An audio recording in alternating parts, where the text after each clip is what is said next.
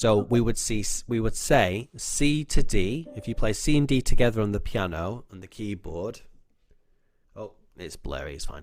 But C to D, if you play them together, there is a black note between them. Yeah? So a tone is 2 semitones. Okay. Okay? Tone is 2 semitones. So there's a rule here, okay, that I'll briefly go through. So C to D, we would say that that is a tone. Right. Okay? Then D to E is a tone because there's a black note between them. Then E to F, there's no black note between E to F, so it's a semitone. And then F to G, there is a black note between them, so it's a tone. G to A, there's a black note between them, so it's a tone. A to B, there is a black note between them, so it's a tone.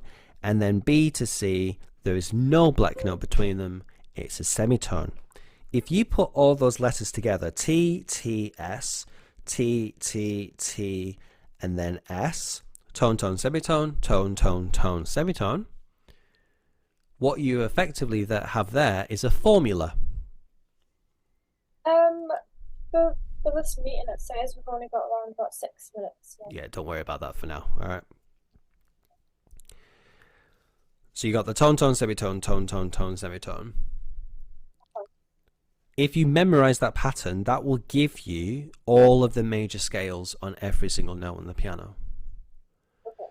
So if you laid out on C major, like say if you forget the notes of C major, and it has C to C, yeah, and you just didn't know what C major was, every single note, if you made sure it's a tone, next note a tone, next note a semitone, etc., you will get the key of C. You will get the scale of C major.